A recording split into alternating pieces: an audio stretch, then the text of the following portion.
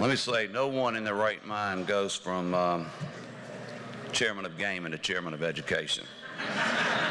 But anyway, it is what it is. First of all, I want to thank y'all for inviting me here today to Capitol Day to speak to you. I appreciate your slogan, putting Mississippi in the place of the greatest opportunity. I think that is a great slogan. As chairman of education, I have and continue to believe that providing the best education to all children puts Mississippi in a place of greatest opportunity for economic development.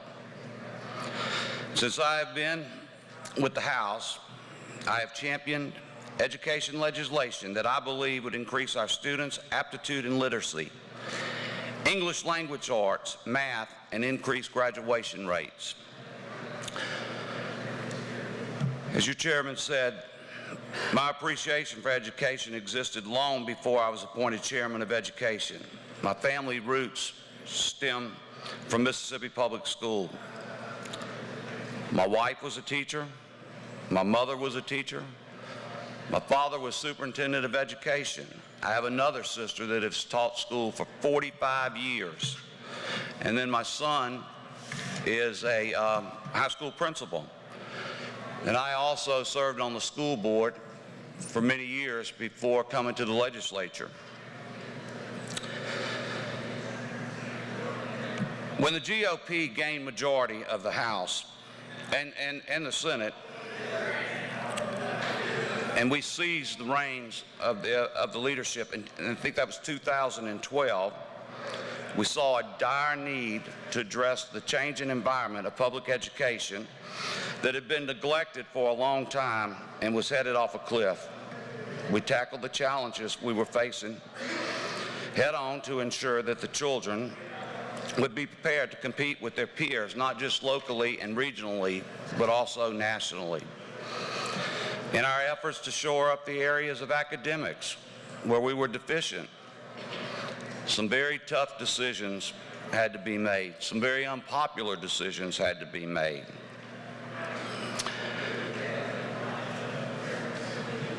We had to move our students forward. We had to do what we thought was best.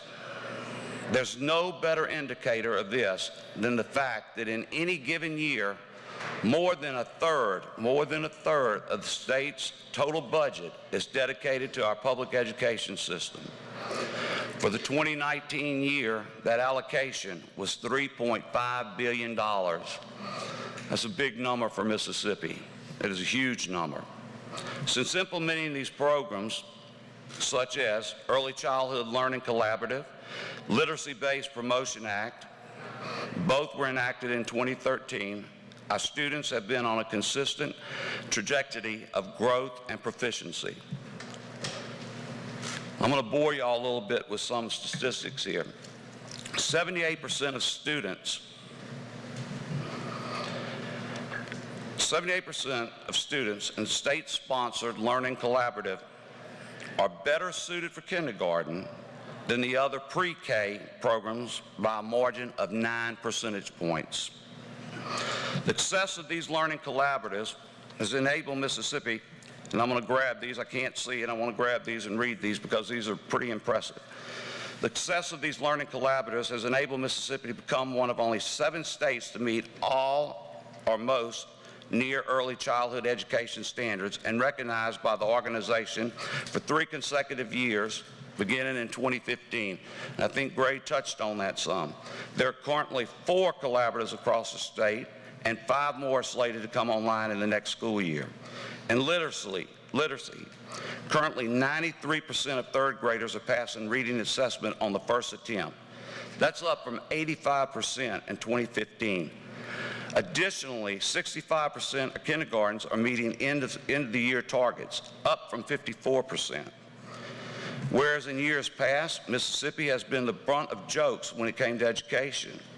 We were shrouded in a blanket of negative commentary. Now, because we have statistically increased our reading and math scores, we are known as the Mississippi Miracle. And other states are now looking for our guidance.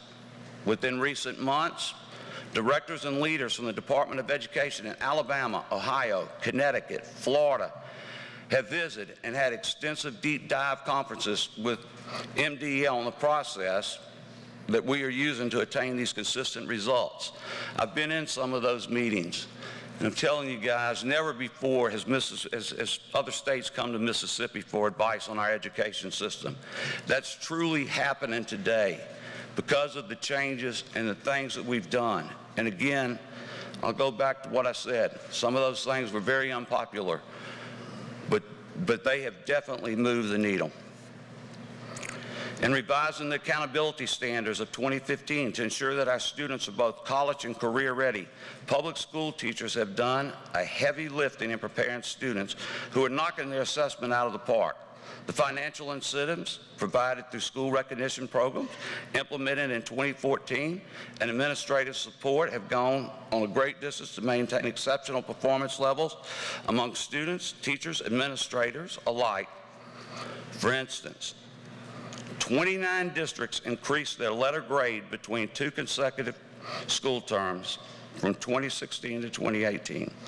181 schools earned an A rating during the 2017-2018 school term, an increase from 114 the previous year. 18 schools have earned an A rating during the same period, an increase from 15. On NAP, assessments over a 10-year period ranked Mississippi first in the nation for greatest gains in 8th grade reading. That's first. Ranked second in the nation for gains in 4th grade reading. Ranked 4th in the nation for gains in 4th grade math. Ranked 7th in the nation for gains in 8th grade reading. Ranked 12th in the nation for gains in 8th grade math. Mississippi 4th graders ranked among the top 15, and 8th graders ranked among the top 2/3 of students in the nation when compared to the national demographics of similar ethnic and socioeconomic backgrounds. Advanced learning and career prep. Number of students taking AP classes. The accompanying exams have nearly doubled since 2013 from 5,056 to 9,445 exam takers. Those scoring 3 or higher on those exams increased from 2,437 to 4,478. AP Scholar Awards for students taking the AP exams are up from 585 to 1,092. 5 early college high schools allow students to graduate with a high school diploma with an associate's degree. That increased participation from 60 students in 2015 to nearly 700 students participating this year in the program. My niece is one that'll walk across the stage in Gulfport this year. She'll have her high school diploma in one hand. She will have her associate's degree in the other hand. Did not cost her parents any money. Since 2015, the ACT score has been administered free of cost to all 11th graders, and the composite score for the graduating class is held steady at an 18.6.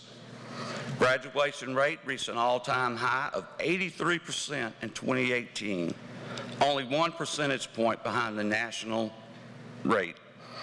Guys, I can't tell y'all how big that is for Mississippi. The success of our state's education system has attracted national attention. The 2018 Education Week Quality Counts report recognized Mississippi as one of the 5 most improved states in the nation. It is our mission to maintain that track record going forward, but we cannot do this alone. No man is an island. We need your continued support. We want our children to succeed. If we want to ensure our state's economy remains robust and financially sound, we cannot discount the invaluable asset of education populace. And for so many of us, that starts in the public classroom of each of our communities. We need to work together to promote the opportunity afforded to all to achieve substantial quality. In closing, I want to reiterate a statement that was shared in the Mississippi Success Story, and that is, don't ever let anyone tell you that Mississippi students can't achieve great things. Greatness is on the horizon, and it's only attainable if we make the necessary investments of time, personnel, and financial resources. Again, I want to thank you, and I'd be remiss if I did not say something about Speaker Philip Gunn, Lieutenant Governor Tate Reeves, and Governor Phil Bryant. All these initiatives were bold initiatives, and I can tell you I've been in constant contact with these three guys, and even though you may not agree with all the time, agree with us or agree with them, I'm telling you they're doing what they believe is the right thing for the kids of Mississippi. And I don't think they're doing it for political purposes, because a lot of these stances have been unpopular. And again, I thank them for their support, and I appreciate what you as MEC has done. And I appreciate it. Thank you for the opportunity, and God bless you.